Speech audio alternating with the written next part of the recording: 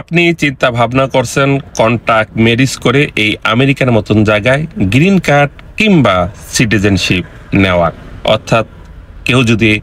আপনাকে টাকা পয়সা নিয়ে কন্ট্রাক্ট ম্যারেজের মাধ্যমে গ্রিন কার্ড কিংবা সিটিজেনশিপ দিতে পারে। ভাই, এটা একটা ভুল সিদ্ধান্ত। বর্তমান নিয়ম অনুযায়ী USCIS যদি আপনি এইরকম জালিয়াতি কিংবা প্রতারণার ফাঁদ করে থাকেন তাহলে আপনাকে $2,50,000 জরিমানা তো গুনতে হবে, তার উপর 5 বছরের জেল এবং আজীবনের জন্য আপনাকে এই আমেরিকা ত্যাগ করতে হবে, আর কোনোদিন প্রবেশ করতে পারবেন না, কেননা এটা আইনগতভাবে দণ্ডনীয় অপরাধ এবং এটা অবৈধ। তাই ভুল পথে না বাড়িয়ে বৈধ পথে আমেরিকায় আসুন এবং অনেক প্রক্রিয়া রয়েছে, সেই প্রক্রিয়াগুলি অবলম্বন করে